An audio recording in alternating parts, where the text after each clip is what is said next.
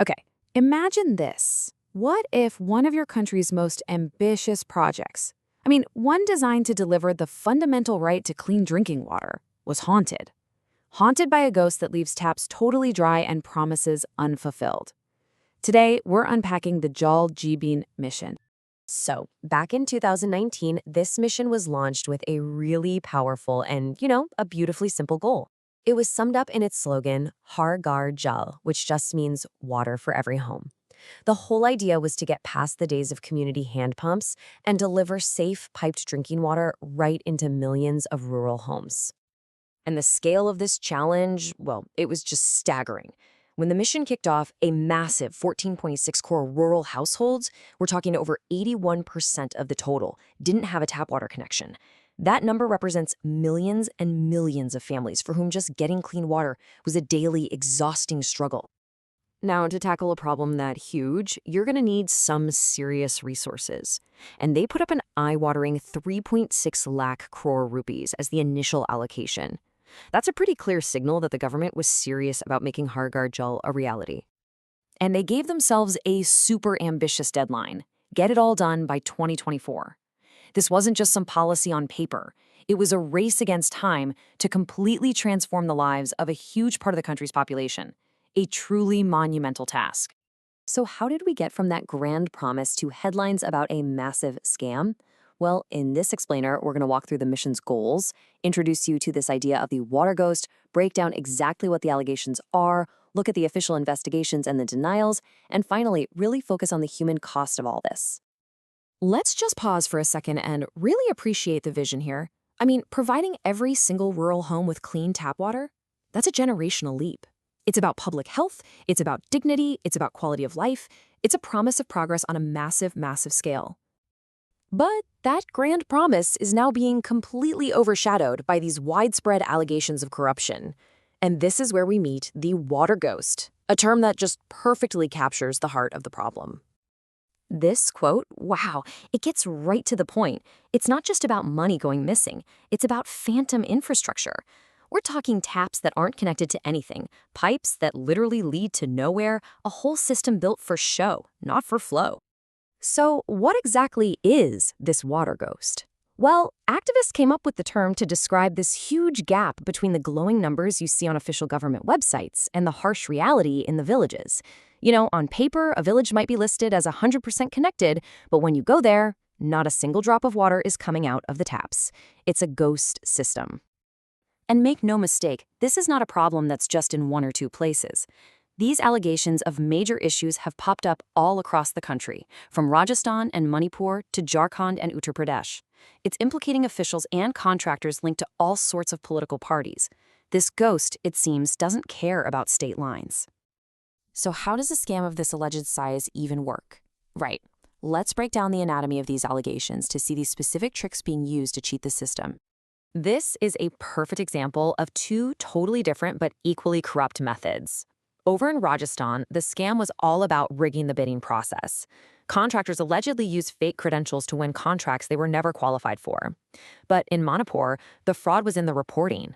Officials supposedly just made up ghost connections and even fake households in the online data to make it look like the work was done when it wasn't.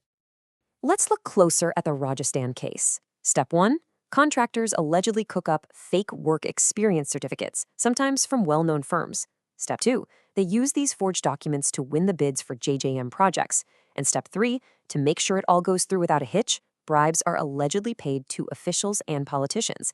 It's a simple but devastatingly effective way to cheat the system.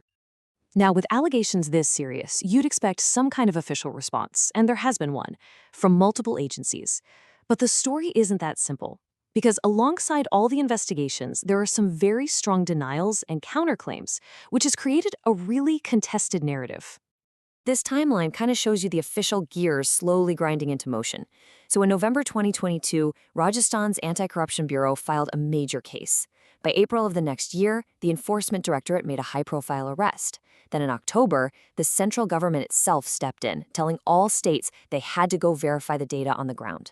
But then, by December, that same arrested minister was granted bail by the Supreme Court, which just goes to show how long and complicated these legal fights can be. So to sum up the official response, action is being taken on a few different fronts. The ED has seized a good amount of assets and filed charges, the ACB has registered cases, and the central government is demanding accountability. The real question is whether these actions can actually catch up to the scale of the alleged problem. But it is not an open and shut case everywhere. This quote, for example, comes from the Anti-Corruption Bureau's own inquiry into similar allegations in Jammu and Kashmir. After looking into it, they concluded the claims just weren't substantiated, and they closed the case. In fact, in Jammu and Kashmir, the whole narrative is being fought in court. A former top official has actually filed a defamation suit, arguing the entire scam is a made-up, malicious story just to ruin reputations. This really shows you how complex this is.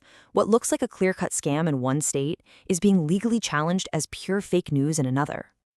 But okay, let's move beyond the crores of rupees, the investigations, and the legal battles.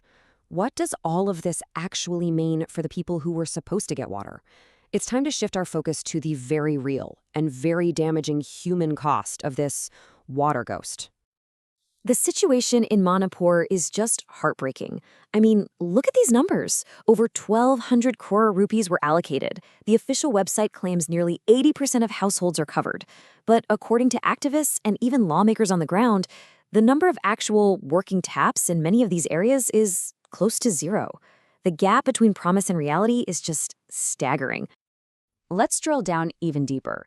In Manipur's Chandel district, officials declared a completion rate of 93%. 93%. You'd think that's a massive success story, right?